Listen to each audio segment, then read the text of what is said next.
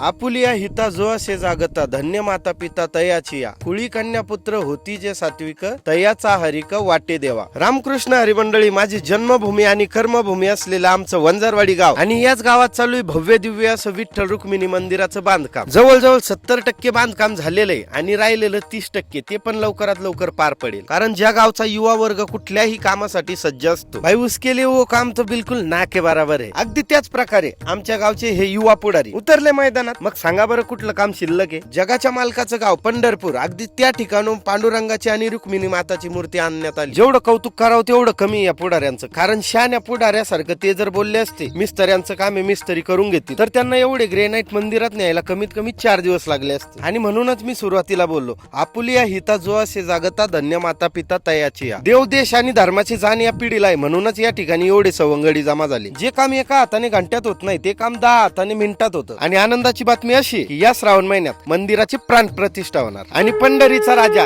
आमच्या वंजारवाडीत येणार. व्हिडिओ जास्तीत जास्त शेअर करा आणि सांगा लोकांना पंढरपूरचा पांडुरंग वंजारवाडीत येणार म्हणून. मंडळी, मनापासून धन्यवाद. राम कृष्ण हरी.